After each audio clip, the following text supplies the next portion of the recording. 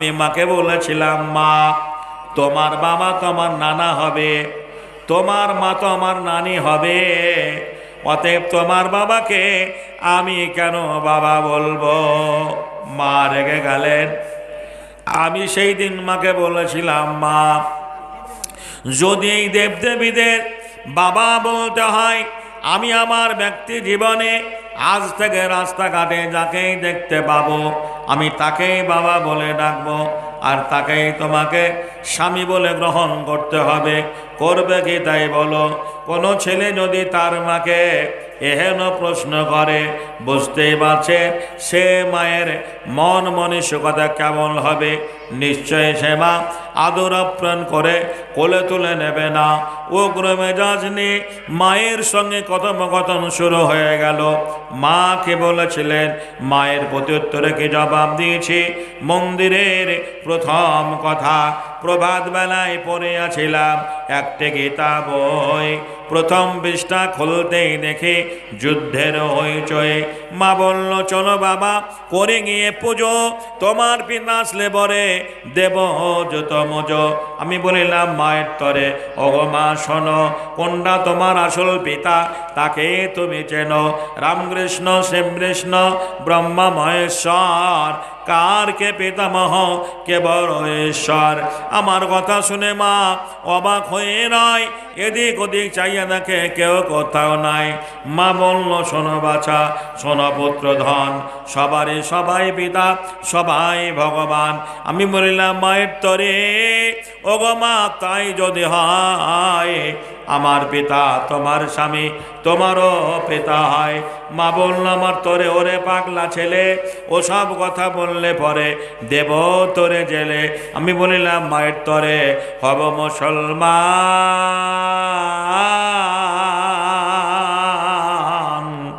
নামাজ পড়ে রোজা রেখে আনিব ঈমান।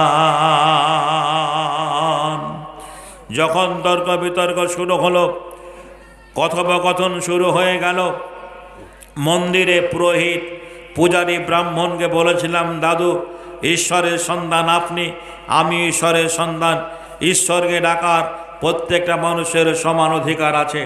ভাই, আল্লাহকে ডাকার সব মানুষের সমান অধিকার আছে না নেই? আজান হয়ে গেল, ইমাম নেই, মৌলানা নেই, হাফেজ সাহেব নেই, কারি সাহেব নেই, লোকটা 5 ওয়াক্তের নামাজি, ইট ভাটায় কাজ করে, টোটো চালায়, হকারি করে, ফেরি করে। এহেন একজন ব্যক্তি যদি ইমাম হয়ে নামাজ পড়ায়, সারা কান্দিপার মুসলমানরা যদি তার পিছনে নামাজে দাঁড়ায়, জোরে বলো নামাজ হবে কি হবে না? এটা আমার ধর্মের আদর্শ। কিন্তু ওদের ধর্মে তুমি যত শিক্ষা দীক্ষায় জ্ঞানে গরিমায় পারদর্শী হও না কেন, ব্রাহ্মণ না হলে তোমাকে পুজো করতে দেওয়া হবে না, মন্দিরে উঠতে দেওয়া হবে না। আমি বলিনি, ইতিহাস প্রমাণ করেছে। জাগজীবন রামের মতো আদর্শ মানুষটাকে মন্দিরে পুজো করতে দেওয়া হয়নি, বাবা আম্বেদকরের মতো মহান ব্যক্তিকে মন্দিরে উঠতে দেওয়া হয়নি। আজ উচ্চ বর্ণের ব্রাহ্মণ্যবাদীরা হরিজনদের প্রতি কি নির্মম ব্যবহার করে মাঝে মাঝে আমরা খবরের কাগজে দেখতে পাই। দেখা গেল না আমাকে ধর্মের বই পুস্তকগুলো পড়তে হবে। সেখানে চেতনার বিপ্লবী সমস্যার সমাধান করে। যারা পুজো করে তাদের পুজো প্রসঙ্গে বলেছেন শ্রেষ্ঠ পূজা কাকে বলে। এটা আমার ধর্মের কথা নয়, তাদের ধর্মের কথা। শ্রেষ্ঠ পূজা প্রসঙ্গে বলেছেন ধাতু বাছান মাটির মূর্তি কাজকৃত সে গঠনে, আতপ চারার পাকা কলা কাজকৃত আয়োজনে, মেষ ছাগল মহিষ জাতি কাজকৃতর বলিদানে, জাকজঙ্গে করলে পূজা অহংকরায় মনে মনে, তুমি লুকিয়ে তারে করবে পূজা জানবে না রে জগৎ জনে, তুমি ভক্তি সুধা খাইয়া তারে তৃপ্তি কর আপন মনে। দেখা গেল না মনের ভক্তিতে ডাকে একটাই জাতি, তারা মুসলমান। যে মনের মধ্যে ডাকে তারা মুসলমান, অতএব সেই দিন আমাকে কবুল করতে হবে। উনি বলেছিলেন এই সমস্ত বই পুস্তকগুলো পড়লে ভস্ম হয়ে যাবে, পাপ আজে লিপ্ত হবে, তোদের নরকে ওঠায় হবে না। আমার মনের ভয় হলো আমি ধর্মের বই পুস্তকগুলো পড়তে, বন্ধুরে আমার দেখা গেল না আমাকে আরও ওই ধর্মের বই পুস্তকগুলো পড়ে গিয়ে যেতে হবে। আমার বিহাইন আলামের মা 500 টাকা দিলেন। জি কালিল হয়ে গেছে। জি আপনার মৌলানা সাহেব বলছেন আমার বিহান আব্দুল আলমের মা 500 টাকা দিয়েছেন। জি আপনার অসুস্থ হয়ে আছেন নাকি? আচ্ছা সভা মাঝে কাগজে ইয়ারালে যে ছিল সেও 500 টাকা দান পাঠাইল, পরিমাণে 500 টাকা করে গেল দান। এ সাদরে গ্রহণ করো তুমি রহমান, কাতরে তোমার দ্বারে বলি গো রব্বানা, জীবনের যত ভুল করে দেবে ক্ষমা। দেখুন এটা মাদ্রাসার বাৎসরিক জলসা, বুঝতেই পারছেন। অতএব ধারাবাহিকভাবে যদি আদায় করে তাতেও মানুষ বিরক্ত হবে। তারপরে বক্তব্য রাখলেও কমিটি অসন্তুষ্ট হবে যে সারা বক্তব্য রেখে গেলেন, কিছু আদায় করলেন না খো, তখনও আবার কি বলছেন খারাপ। বিদায়ের সময় বলবে টাকা কম হয়েছে মৌলানা এটা রাখেন। যে এটা কি বলছেন এটা রাখেন। যারা আলহামদুলিল্লাহ যারা দেবেন শেষে দোয়া করে দেব, একটু আপনারা দিয়ে যাবেন। ঘটনা হচ্ছে এই, আমি আনকমপ্লিট বক্তব্য রাখতে গিয়ে একটু আলোচনা না করলে হয় না। আমি আমার ধর্মের বই পুস্তকগুলো পড়তে শুরু করলাম, পড়ে যেটা পেয়েছি সেটার নাম ইসলাম। ইসলাম ছাড়া পৃথিবীতে কোনো দিন নেই। ইসলাম কত বাস্তব ধর্ম। মহান কাফেররা আল্লাহ রসুলকে বলেছিল আমরা তোমার দিন কবুল করব তুমি যদি চাঁদকে দ্বিখণ্ডিত করে দাও। আমরা জানি যে আল্লাহ রসুল শাহাদত আঙুল দিয়ে চাঁদে ইশারা করেছিলেন, চাঁদ একটা ফাটল ধরে গেল, চাঁদ দুভাগ হয়ে গেল। কে প্রমাণ করলো?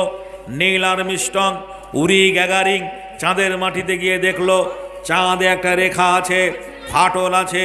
জাহাজও ফাটলটা জমেনি, চাঁদ দুভাগ হয়ে গেছে। উরি গ্যাগারিং, নীল আর্মস্ট্রং গবেষণা করতে লাগলেন কিভাবে এই রেখাটা ফাটল হয়েছে। বিশ্বের সমস্ত কেতাব পুস্তক পড়ে কেউ প্রমাণ করতে পারল না। কোরআন বলল আমি প্রমাণ করে দেব। 1400 বছর আগে ইসলাম যখন প্রচার হয়, মক্কার কাফেররা বলেছিল চাঁদকে দ্বিখণ্ডিত করতে হবে। আল্লাহ রসুল শাহাদত আঙুল দ্বারা চাঁদকে দ্বিখণ্ডিত করেছিলেন। আজকের বিজ্ঞান সেটা প্রমাণ করেছে। ওদের ধর্মে লেখা আছে রাম কি বলছেন আপনার রামের অসুখ হলো, লক্ষণের অসুখ হলো, আর সেই অসুখ হওয়ার পরে আপনার কবিরাজরা এলো, কবিরাজরা বলল বিষণ্ণ করবলির গাছ লাগবে। বলে সেই গাছটা কোথায় আছে? বলে 700 মধু 13 নদী পার, নারকেলডাঙ্গা মধুপুর অনেক দূরের রাস্তা। ওই গাছটা কে আনতে যাবে? বলে পবনপুত্র হনুমান। শর্ত হচ্ছে সূর্য ওঠার আগে আনতে হবে, আর সূর্য উঠে গেলে আর হবে না। হনু গাছের নাম ভুলে গেছে, সেখানে গিয়ে গাছের নাম ভুলে গিয়ে পাহাড় চেড়ে আনছে, তো দেখছে সূর্য উঠছে। হনু বলছে কে ভাই তুমি? বলে আমার নাম হনু। বলে আমার নাম ভানু। সূর্যের অপর নাম ভানু, সংস্কৃত ভাষায় সূর্যকে ভানু বলা হয়। বলছে আমার নাম ভানু। হনু বলছে তা আমার নাম হনু। হনু আর ভানুর মধ্যে নামের মিল আছে, এসব আমরা মিতালি করিনি।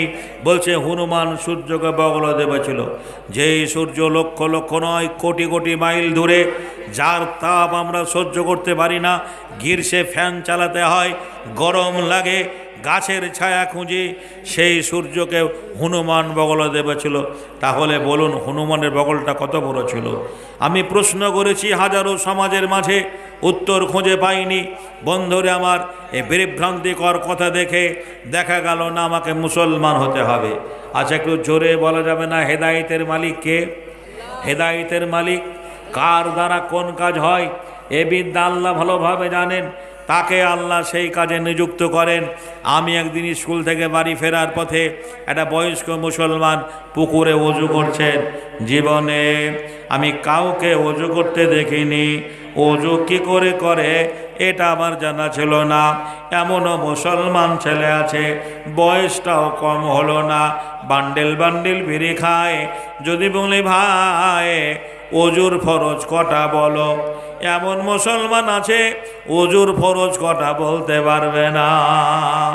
আমি হিন্দুর ছেলে, মুসলমান লোকটা ওযু করলো, কেমন করে ওযু করলো কিভাবে ওযু করলো ওইটা ফলো করে আমি বাড়ি চলে এলাম। বাড়ি এসে মাগরিব হয়ে গেছে, মুসলমানদের মসজিদে আজান হচ্ছে, মন্দিরে পুজো হয় বলে মাহরয় দুইটি ছেলে হিন্দু মুসলমান মন্দিরেতে ঘণ্টা বাজে, মসজিদে আজান একটা ভাগি করে, মাটির মূর্তি তৈরি করে ভক্তি ভরে পূজা করে, বলেন ভগবান। মাহরয় দুইটি ছেলে হিন্দু মুসলমান একটা ভাগি করে। অতীত রাতে মিনার চোরে আল্লাহু আকবার, আল্লাহু আকবার। অতীত রাতে মিনার চোরে উচ্চ স্বরে আজান করে দয়াল খোদাই ডাকে তারে, বলেন রহমান। মাহরয় দুইটি ছেলে হিন্দু মুসলমান মন্দিরে পুজো হচ্ছে, মসজিদে আজান, হেদায়েতের মালিক আল্লাহ। আমি মাঠে গিয়ে ওযু করার মতোই হাত মুখ ধুয়ে বাড়ি এসে দরজা বন্ধ করে নামাজ আরম্ভ করব। শুনেছি ছবির সামনে নামাজ হবে না, মুসলমান বন্ধুরা বলেছে ছবির সামনে নামাজ হবে না। হাদিসে আছে আল্লাহর নবী বলে গেছেন, যে বাড়িতে জীব জানোয়ারের ছবি থাকে সেই বাড়িতে রহমতের ফেরেশতা আসে না। আমরাও মুসলমান, আমাদের বাড়িতে কালী, দুর্গা, লক্ষ্মী, সরস্বতী, রাধা, কৃষ্ণ এই ছবিগুলো রয়েছে। এই ছবিগুলো মুসলমানদের বাড়িতে পাওয়া যাবে না। না আছে? এই ছবিগুলো নেই। তবে যখন সিনেমার বাজার ছিল, মাঝে মাঝে ভিডিও হল গ্রামে ছিল, তখন জয়াপ্রদা, হেমা মালিনী, মাধুরী, শাহরুখ খান এদের বাজার ছিল। এদের ছবিগুলো ঘরে টাঙিয়ে রাখতো মুসলমান যুবক ছেলেরা, ঘরে টাঙিয়ে রাখতো। আর তাছাড়া ছবি দেখার জন্য তো মেশিন আছে। এ মেশিন কেমন মেশিন? বলে চোখ গেল, কান গেল, মান গেল, ইমান গেল রে, ডিসাউন্ড নাই টিভির জ্বালায়। নাউজুবিল্লাহ, নগ্ন ছবি ফেলছে বেকায়দায়, ডিসাউন্ড নাই টিভির জ্বালায়। বড় সাহেবের বেবেরা সব বেশি আর দেখে, কসমেটিক আর লিপস্টিক ঠোঁটে মুখে মেখে। বেগম কোথায় নাচর জমায় সাহেবের নাই জানা, বলো ফিল্মে রঙিন আলোয় বাবু যে রাত কানা, ডিসাউন্ড নাই টিভির জ্বালায়, সিডির জ্বালায়। দুনিয়া পাগলা হয়ে গেছে।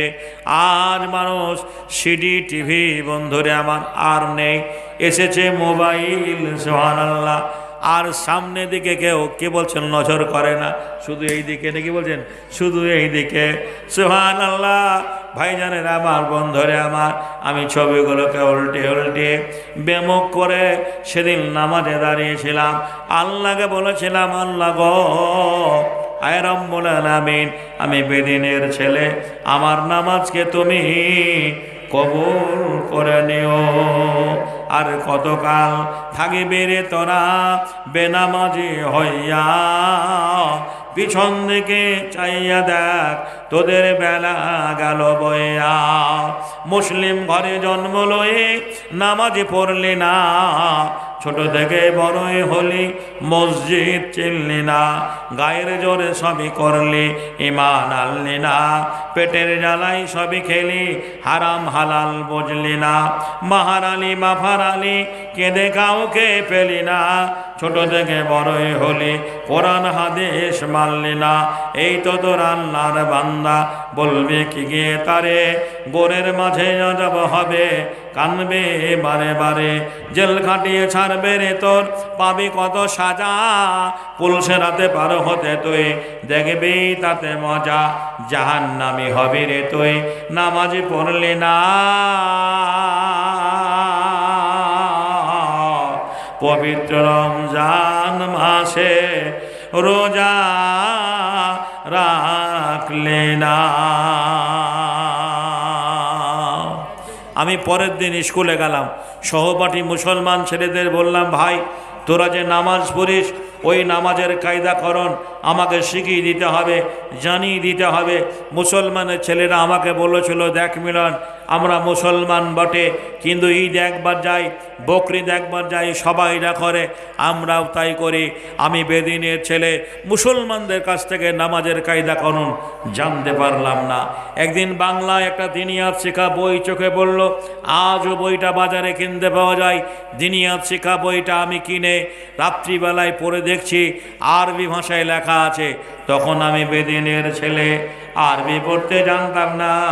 ওই আরবিটা বাংলায় লেখা আছে, বিসমিল্লাহির রহমানির রহিম, আলহামদুলিল্লাহি রাব্বিল আলামিন, আর রহমান রহিম, মালিক ইয়াউমিদ্দিন, ইয়াকা না'বুদু ওয়া ইয়াকা নাস্তাইন, ইহদিনাস সিরাতাল মুস্তাকিম। ওই আরবি ভাষা থেকে বইগুলো দেখে দেখতাম বাবা মা ঘুমিয়ে গেছে। ক্লাসের পড়াশোনা করার ফাঁকে রাতের অন্ধকারে চোর যেমনি চুরি করতে চলে যায় নির্জন নিরিবিলি জায়গায়, খোলা আকাশের নিচে, পুকুর পাড়ে, খেলার মাঠে, ফসলের জমিতে, আমি এইভাবে নামাজ আদায় করেছি। তবু আজও নামাজ ছেড়ে দেইনি। যে নামাজের জন্য বাবা মা আত্মীয় স্বজন সবাই পণ হয়ে গেছে। আমি ধরা পড়ে গেলাম। একদিন রাত্রিবেলায় নামাজ পড়ছি, আমার জানালা বন্ধ করতে ভুলে গেছি, দরজা বন্ধ করেছি। আমার কাকিমা জেঠিমা আমার নামাজ পড়া দেখে মাকে ধরে এনেছে, বলল, তোর ছেলে মুসলমানদের মতো ঘরে কি করছে দেখ। আপনার একটা ছেলে যদি হিন্দু ধর্মের মতো পুজো করার মতো করে, ওং ব্রহ্মা দেবচ্চং ব্রহ্মায়তচং জগোধীদাই কৃষ্ণায় গোবিন্দায় নমঃ নমঃ পাপহং পাপত্তাপব সম্ভাব ত্রাইমাম পুণ্ডরিকাক্ষ সর্বাপহর হরি নমঃ নমঃ নমস্তেস্যৈ নমঃ নমঃ, এইভাবে যদি পুজো করার মতো করে তাহলে আপনি বুঝতে পারবেন। আর কোনো একটা অমুসলমানের ছেলে তার বাড়িতে যদি কোরআন পড়ে, বিসমিল্লাহির রহমানির রহিম, কুল আউযু বিরাব্বিন নাস মালিকিন নাস ইলাহিন নাস মিন শাররিল ওয়াসওয়াসিল খান্নাস, আমি বারবার মুখস্থ করছি, বারবার পড়ছি। আমার মা রাত্রিবেলা দরজার সামনে এসে বলে, মিলন দরজাটা খোল। আমার ভয় হয়ে গেল। নামাজ শিক্ষা বইটা প্রথমত লুকিয়ে রাখলাম। দরজা খোলার পরে মা বলল, কোন বইটা পড়ছিলিস বের কর। মাকে বলেছি, মা কই না, তুমি ভুল শুনেছ। মা খোঁজাখুঁজি করতে লাগলো, নামাজ শিক্ষা বইটা পেয়ে গেল। লেখা আছে দিনিয়াত শিক্ষা, আরবি ভাষায় লেখা দেখে বলল, এটা তো মুসলমানদের বই, তো এই ব্যক্তি জীবনে কি এমন কাজে আসবে। ওই বইটা কেড়ে নিয়ে ছিঁড়ে ফেলে দিল। মাকে সেই দিন বলেছিলাম, মা তোমরা যাকে বলো স্বর্গ, মুসলমানেরা বলে জান্নাত, ওই স্বর্গ বা জান্নাত পেতে হলে এই বইটা আমল করলে স্বর্গ বা জান্নাত পাওয়া যাবে। মাটির প্রতিমাকে দেখে স্বর্গ বা জান্নাত পাওয়া যাবে না।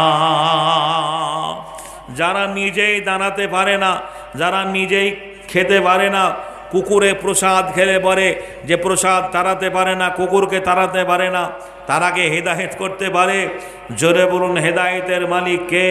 হেদায়েতের মালিক হচ্ছে আল্লাহ। এভাবে আমার সংগ্রামী জীবন শুরু হলো।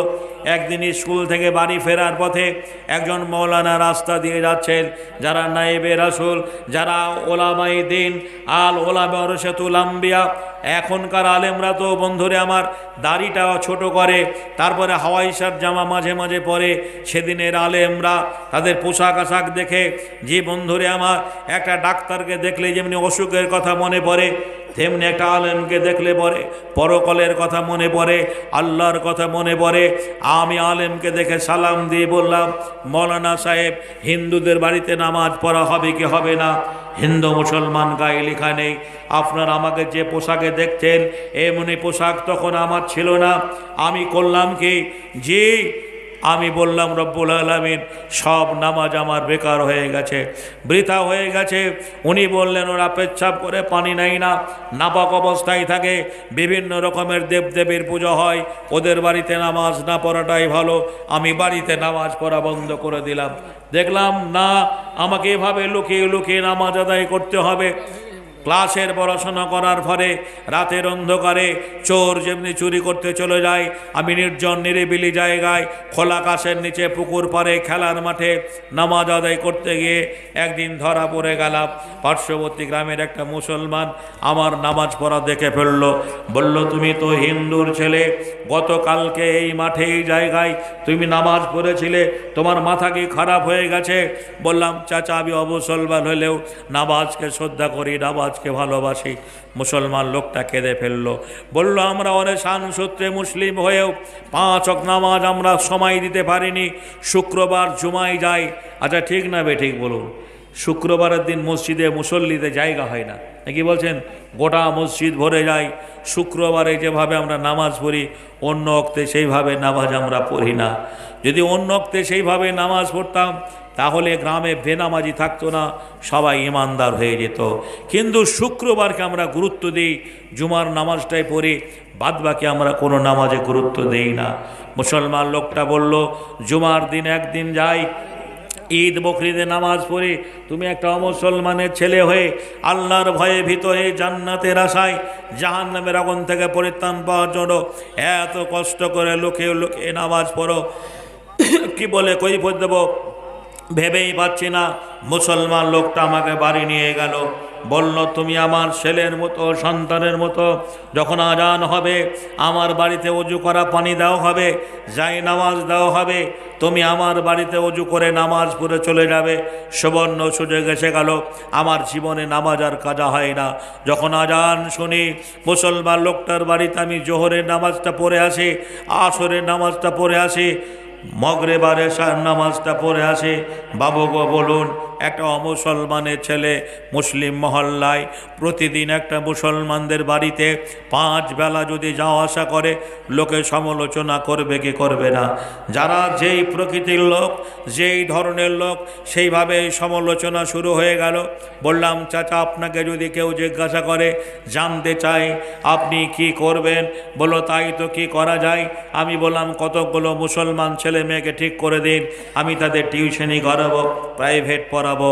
আমার নিয়াত ইন্নামাল আমালু বিন্নিয়াত, আমার উদ্দেশ্য আপনার বাড়ি নামাজ পড়ার জন্য আসা, কেউ যেন বুঝতে না পারে আমি এমনি কৌশল করে ব্যক্তি জীবনে তার বাড়িতে টানা 2 বছর নামাজ আদায় করেছিলাম। একদিন মুসলমান লোকটাকে বললাম চাচা আর আমি এই ধর্মে থাকবো না, আমি মুসলমান হয়ে যাব। উনি আমাকে বাধা দিয়ে বলেছিলেন তুমি পড়াশোনা করে এগিয়ে চলো, সুদূর ভবিষ্যৎ নষ্ট করো না। আমার মরণের ভয় হলো। পথ দুর্ঘটনায় মুসলমান লোকটা রুজি রুটি করতে গিয়ে লরির সঙ্গে অ্যাক্সিডেন্ট হয়ে মারা গেল। ইন্না লিল্লাহি ওয়া ইন্না ইলাইহি রাজিউন। আপনার এতগুলো মানুষ আজকে এখানে বসে রয়েছেন, কালকে কেউ আপনারা রসাকুয়া, কেউ হয়তো দোমোহনা, কেউ হয়তো কি বলছেন কিষানগঞ্জ, কেউ রায়গঞ্জ, বিভিন্ন জায়গায় কাজের সূত্রে আপনাদের ছুটাছুটি করতে হয়। লরিতে, ট্রাকে, বাসে কত মানুষ অ্যাক্সিডেন্ট হয়ে মারা যাচ্ছে আমরা দেখতে পাচ্ছি। আমাদের মধ্যে যে কেউ হারিয়ে যেতে পারে, আল্লাহ ভালো জানেন। মুসলমান লোকটা মারা গেল, আমি তার জানাজায় শরীক হলাম। ইসলাম ধর্মের সবচেয়ে আমাকে আদর্শ কনভিন্স করেছে, ভালো লেগেছে। আমার ফেলে আসা ধর্মের কেউ মারা গেলে পোশাক আশাক পরিবর্তন করা হয় না, ওরা যেভাবে মারা যায় শ্মশানে পুরি দেয়, গোসল দেওয়া হয় না। মুসলমানদের একটা গরিব মানুষ মারা গেলেও জীবনের শেষ মুহূর্তে তাকে গরম পানি করে গোসল দেওয়া হয়। জোরে বলুন হয় না? হয় না? তাকে আতর সুরমা লাগিয়ে আস্তে করে কবরে রাখে। আমি আদর্শটা ভালো ফলো করে আমি ইসলাম কবুল করতে বাধ্য হয়েছে। আমি মাটি দিয়ে বাড়ি এলাম, আমার মা বলল মিলন তুই কবরস্থানে গেছিলি। ওদের ধর্মে কেউ মারা গেলে শ্মশানে পুরি দেওয়ার সময় যদি চিতায় না জ্বলে তাকে বাঁশ দিয়ে পিটাই করা হয়, বাঁশ দিয়ে মারা হয়। বন্ধুরে আমার মা বলল তুই মুসলমানদের কবরস্থানে গেছিলি, তাকে মাটি দিয়েছিস, তুমি কি করে জানলে? বলে সমাজের কিছু মানুষ তোর বাবাকে শাসন করে গেল, তুই যদি গঙ্গা স্নান না করিস বাড়িতে উঠতে দেওয়া হবে না। মা আমাকে পাথেয় খরচ দিল, আমি পাথেয় খরচ নিয়ে গঙ্গা স্নানের নামে বেরিয়ে পড়লাম। পাশের গ্রামে ফুটবল টুর্নামেন্টে অন্ডের খেলা হচ্ছিল, সারাদিন বল খেলাধুলো করে সন্ধ্যায় ঘরে ফিরলাম। আমার নিয়াত ইন্নামাল আমালু বিন্নিয়াত, আমার নিয়াত আসরের নামাজটা কাজা আছে, মাগরিব পড়া হয়নি, এখন আজান হচ্ছে, গধূলি লগ্নে মন্দিরে পুজো হচ্ছে, আজানের শব্দ শোনা যাচ্ছে। আমি কোনো একটা জায়গায় নির্জন নিরিবিলি জায়গায় নামাজটা পড়ে নেব। পৌষ মাসের কনকনে শীতে বাড়ি ফেরার পথে আমার একটা চাচাইতো বোন আমাকে দেখে হাউভাউ করে কাঁদতে লাগলো। বোনটাকে বললাম, কাঁদছিস কেন রে বোন, কী হয়েছে বল? বোনটা বলেছিল, দাদা স্বভাব তোর পূর্ণ হয়ে যাবে, আর দেরি করিস নে, বাড়িতে কেউ নেই, তোকে যারা দুনিয়া থেকে সরিয়ে দেবে তারা পাশের বাড়িতে নেশা করছে, মাংস দিয়ে মদ খাচ্ছে, তুই বাড়ি থেকে পালিয়ে যা। আপনারা ভুলে গেছেন MLMP হওয়ার জন্য নয়, রাষ্ট্রনায়ক হওয়ার জন্য নয়, সারা সার্বভৌমত্বে একত্ববাদের কথা মানুষের দরে পৌঁছে দেওয়ার জন্য যে দায়িত্ব আমার রাসূলকে দেওয়া হয়েছিল, সেই দায়িত্ব পালন করতে গিয়ে একদিন মক্কার কাফেররা রাসূলের বাড়িটা চারিদিক থেকে ঘেরাও করলো। নিজের বিছানায় হযরত আলীকে রেখে একটা চাদর চাপিয়ে দিয়ে গভীর রাত্রে সুড়ঙ্গ পথ ধরে আবু বকর দরজায় গিয়ে বলেছিলেন, আবু বকর চলো, আজ মক্কাবাসী ঘুমিয়ে গেছে, কেউ আজ জানতে পারবে না, আজ আমাদের মদিনায় চলে যেতে হবে। আল্লাহ রাসূল যে বছর হিজরত করেছিলেন, ইতিহাসের পাতায় তাকে হিজরত বলা হয়েছে। বুখারী হাদিসে রয়েছে, গারে সুর বলে একটা জায়গায় আল্লাহ রাসূল আত্মগোপন করলেন, যেখানে বিষধর সাপে আবু বকর সিদ্দিককে দংশন করেছিল। ইতিহাসটা বড় লম্বা। বোনটাকে বললাম, পরনের একটা আমার খেলার গেঞ্জি, এই শীতের রাতে আমাকে জামা কাপড়গুলো এনে দে, আমি কাউকে চিনি না, কেউ আমাকে চেনে না, আমি কোথায় যাব বল? বারবার বলেছিল, দাদা তুই বাড়ি থেকে পালিয়ে যা। আমি গ্রাম ছাড়া হয়ে গেলাম, যে গ্রামে বড় হয়েছি, যারা আমার আপনজন তারা আমার পর হয়ে গেল। ওই তো আমার গ্রামের মানুষ আমাকে ধরার জন্য, তল্লাশি করার জন্য হই হল্লোড় করে লোক বেরিয়ে আসছে। এখনই যদি রাস্তা দিয়ে যায়, রাগে বশীভূত হয়ে তারা মেরে দেবে। আল্লাহ আমার দ্বারা দিনের খেদমত করে নেবেন বলে আজও আল্লাহ আমাকে বাঁচিয়ে রেখেছিলেন। আমি একটা গাছে উঠে পড়লাম, এটা আপনাকে বাস্তব ঘটনা বলছি, আপনাকে কোনো বই পুস্তকে তুলে এনে মুখস্থবিদ্যা শোনাচ্ছি না। আমি সারা রাত গাছে কাটিয়ে দিলাম, কত শিশির কত কুয়াশা আমার উপর দিয়ে চলে গেল। ফজরের আজান ভেসে এলো, আসসালাতু খায়রুম মিনান দাও। ওই তো মুসলমানদের মিনারে আজান, নামাজি মুসল্লিরা নামাজ পড়তে আসবে। আমি ভোরবেলায় গাছ থেকে নেমে মুসলমানদের গ্রামে মসজিদের দরজায় এসে বলেছিলাম, ওগো আমি একটা বেদিনের ছেলে, আপনাদের কাছে এসেছি আমি কালেমা পড়ার জন্য, আপনার আমাকে কালেমা পড়িয়ে মুসলমান করে নিন। মুসলমানদের দুটো দল হয়ে গেল, একটা দল হলো হিজবুল্লাহ, হিজবুল্লাহ দল মানে আল্লাহর দল, আর একটা দল হলো রাজনীতির দল। আল্লাহর লোকেরা বলল, আমরা লোকটাকে ছেলেটাকে মুসলমান করে নেব। আর যারা রাজনীতির দলের লোক তারা বলল, আমরা যদি মুসলমান করি, কালকে বাজারে চায়ের দোকানে পার্টি অফিসে দেখা হবে, বলবে সালাম ভাই রহিম দা, তুমি আমাদের ছেলেটাকে মুসলমান করে নিয়েছো। তাদের মরণ্য জয় করার জন্য মুসলমান নেতারা থানায় খবর দিলেন, পুলিশের গাড়ি এলো। যাদের স্নেহ ভালোবাসা পাওয়ার জন্য আমি ছুটে এসেছিলাম, স্নেহ ভালোবাসার বিনিময়ে মুসলমানদের মসজিদ থেকে প্রশাসন আমাকে ধরে নিয়ে গেল। সারাদিন লোকাপে 3 দিন বন্দি থাকলাম, মারের যন্ত্রণা সহ্য করতে না পেরে আমি বলেছিলাম, স্যার আমাকে মারবেন না, আমি চোর নই, চোরের ভাই নই। ভারতবর্ষ গণতান্ত্রিক দেশ, এই দেশে খ্রিস্টান কেউ যদি অন্য ধর্ম গ্রহণ করে, হিন্দু অন্য ধর্ম গ্রহণ করে, বন্ধুরে আমার ভাইরা আমার, সে অধিকার তাকে দেওয়া হয়েছে। বর্তমান ভারতবর্ষে কেউ যদি অমুসলমান ইসলাম কবুল করে তাহলে তার প্রতি বাধা হবে, কিন্তু কোনো মুসলমান যদি অন্য ধর্ম গ্রহণ করে কোনো কিছু যায় আসে না। আমরা দেখতে পাচ্ছি হাজারো মুসলমানরা অন্য ধর্ম গ্রহণ করছে, খ্রিস্টান হয়ে যাচ্ছে, বৌদ্ধ হয়ে যাচ্ছে, কোনো রকমের অসুবিধা হয় না। কোনো বিধর্মী যদি ইসলামের পক্ষে কথা বলে, ইসলাম কবুল করে, তাকে দেশ ছাড়তে হবে। তার প্রমাণ ডাক্তার জাকির নায়েক সারা পৃথিবীতে একজন কি বলছেন আজকের যুগে, বন্ধুরে আমার, জি আপনার কি বলছেন কম্পিউটার বলা যেতে পারে, সেই মানুষটা ইসলামের পক্ষে কথা বলার জন্য তাকে এই দেশ ছেড়ে মালয়েশিয়ায় চলে যেতে হয়েছে। বন্ধুরে আমার, ভাইয়েরা আমার, আমি থানায় লোকাবে 3 দিন থাকার পরে ইসলামের যারা চরমতম শত্রু তারা আমার নামে কেস এফআইআর করলো। মুর্শিদাবাদ জেলার প্রাণকেন্দ্র বহরমপুর, আমি কারা জেলে 3 মাস সময় 90 দিন থাকলাম। 90টা দিন জেলে ছিলাম। আমার আত্মীয় স্বজন আপনজনেরা মাঝে মাঝে জেলখানায় দেখতে যেত। জেল সুপার বলেছিল, তুমি ভালো ছাত্র, সুদূর ভবিষ্যৎ নষ্ট করো না, তুমি তোমার ধর্মে ফিরে যাও। আমি বলেছিলাম ভালো মন্দের মালিক আমার আল্লাহ, সারা জীবন যদি রেখে দেন তাও ভালো, কখনো কোনো দিন আর আমি আমার ধর্মে ফিরে যাব না। আমাকে কোর্টে উঠানো হলো, জজ বললেন তুমি কেন মুসলমান হবে? মুসলমানরা কি লোভ দেখিয়েছে, প্রলোভন দিয়েছে? আমি বলেছিলাম না স্যার, মুসলমানরা কেউ প্রলোভন দেয়নি, লোভ দেখায়নি। আমি কোনো মুসলিম মেয়ের প্রেমে পড়ে নয়, আমি স্বেচ্ছায় সুস্থ সবল মস্তিষ্কে আপন ইচ্ছায় ইসলাম কবুল করতে এসেছি। ভারতীয় সংবিধানের প্রতি আস্থা রেখে আমি ভারতবর্ষের সুনাগরিক হয়ে সরকার মহোদয়ের কাছ থেকে রেজলিউশন করে এফিডেভিট করে আমি হয়ে গেলাম আপনাদের ধর্মীয় ভাই। জোরে বলুন আলহামদুলিল্লাহ। ভাইজানেরা আমার, ভাইয়েরা আমার, আমি আমার ব্যক্তি জীবনে বাপের আমি একটাই ছেলে, আর আমার কোনো ভাই ছিল না। দুটো বোন, তাদের বিয়ে হয়ে গেছে। আজও বাবা মা আত্মীয় স্বজন আপনজনেরা বেঁচে আছে। শুধু ঈমান আনার জন্য সর্বস্ব সব কিছু পরিত্যাগ করে আমি ইসলাম কবুল করেছি। আপনাদের কাছে সার কথা হচ্ছে এটাই, আমি যদি একটা বেদিনের ছেলে হয়ে আমার পাশে দাঁড়িয়ে আছেন ভাইয়ের আমরা আব্দুল ওদুদ, এই বেদিনের ছেলে, সারা বাংলায় বক্তৃতা করতে গিয়ে আমার কাছে 17 জন ভাই ইসলাম কবুল করেছেন। রিসেন্টলি একজন এই লকডাউনের কি বলছেন 2 বছর লকডাউনের মাঝে আমার এলাকার একজন মুসলমান অমুসলমান ইসলাম কবুল করেছিলেন সপরিবারে, 2 ছেলে আর স্ত্রী। আর সে বন্ধুরে আমার আরএসএসের লোকেরা করোনা হয়েছে বলে বাড়ি থেকে উঠিয়ে নিয়ে গিয়ে মাঠে তাকে পেট্রোল ধরে পুড়িয়ে দেওয়া হয়েছে।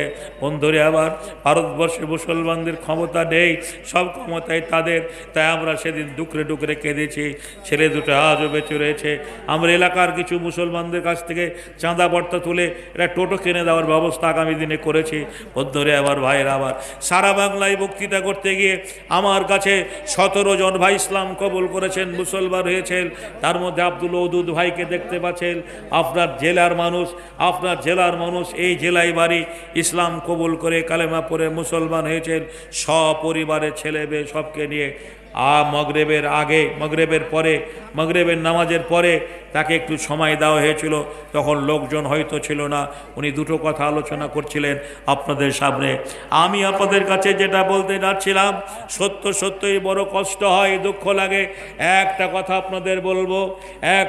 আপনাদের বলবো, রাসূলের জামানায় যারা ইসলাম কবুল করেছিলেন তাদেরকে মুহাজিরিন, রাসূলের জামানায় যারা ইসলাম কবুল করেছিলেন তাদেরকে সাহাবী বলা হয়। এই সাহাবীরা যখন মক্কা ছেড়ে মদিনায় চলে গেলেন, তো মদিনার আনসারীরা সার্বিকভাবে সাহায্য করেছিলেন, অর্থ দিয়ে, জমি দিয়ে, জায়গা দিয়ে, এমনকি নিজের বিবিকে দিয়েও। বর্তমানে আজকে কেউ যদি ইসলাম কবুল করে, সারা জীবন তাদেরকে নবমুসলিম হতে হয়, থাকতে হয়। কারণ একটাই, মুসলমানদের সেই সংস্থা আছে, সেই অর্থ আছে, সেই টাকা আছে, কিন্তু ঠিকভাবে তারা পায় না। কেননা ফেতরা, কোরবানি, ওষুধ, জাকাতের মাল কারা কারা পাবে, এই কথাটা আল্লাহ বলতে গিয়ে 8টা হকদারের কথা বলেছেন। ওখানে ইয়াতীমের কথা বলেছেন, মিসকিনের কথা বলেছেন, অসহায় দুস্থ মানুষের কথা বলেছেন, জিহাদ ফান্ডের কথা বলেছেন। আমাদের মতো মানুষের কথা মাথায় রেখে আল্লাহ বলেছেন মুআল্লিফাতুল কুলুব, যারা ধর্মান্তরিত মানুষ, সর্বস্ব সব কিছু পরিত্যাগ করে ইসলাম কবুল করেছে, মুসলমান হয়েছে, এরা তোমার দিনী ভাই, এই দিনী ভাইদের প্রতি তোমরা লক্ষ্য রাখবে। আজকে সর্দার যাকে করা হয়েছে, সমাজের নেতা যাকে করা হয়েছে, এই সর্দার মূলর মাতব্বররা, বন্ধুরে আমার, যেভাবে টাকা বিলি করে সেইভাবে যদি লক্ষ্য রাখে, এই নবমুসলিমের প্রতি একটু লক্ষ্য রাখতো, তাহলে একটা নবমুসলিম 10টা টোটোর মালিক হতো। এটা বাস্তব সত্য বলছি। বন্ধুরে আমার, ভাইয়েরা আবার, আমি 1992 সালে বাবরি মসজিদ ভাঙার পরে 93-এর ফার্স্ট ইয়ার ইসলাম কবুল করেছি। বর্তমানে আজও আমার বাড়ি ঘর দেখলে পরে 20-25 বছর আগে এই জেলার মানুষ মোবাইলের জন্ম ছিল না, গাড়ি ভাড়া করে আমাকে দাওয়াত দিয়ে এসেছেন।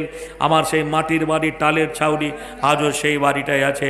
লোকে বলেন যে ভাই আপনি এত জলসা মাহফিল করেন, আজও আপনার বাড়িটার পরিবর্তন কেন হয়নি? দেখুন, সমাজ তেলা মাঠায় তেল ঢালে, কথায় আছে সমাজ তেলা মাঠায় তেল ঢালে, মানে 4 চাকা গাড়ি নিয়ে যখন বক্তা আসবে বলে 18,000 টাকা আগে, 1 মাস আগে অ্যাডভান্স ঢুকিয়ে দিতে হবে, না তো আমি যাব না।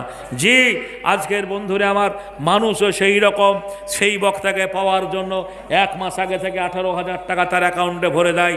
জি, 17,000 টাকা, 18,000 টাকা, 20,000 টাকা তার অ্যাকাউন্টে ভরে দেয়। বক্তা এলো, ও মনে হয় আপনাদের জান্নাতের সার্টিফিকেট দেয়, জান্নাতের টিকিট দেয় যে জান্নাত যাও তোমরা 18,000 টাকা দিলে পরে জান্নাত পেয়ে যাবে। বন্ধুরা আমার 4 চাকা গাড়ি নিয়ে চলে গেল 1 ঘন্টা বক্তব্য রেখে, আর বলে তুমি মুসলমান হয়েছো, ইসলাম কবুল করেছো, ভাই এটা রাখো।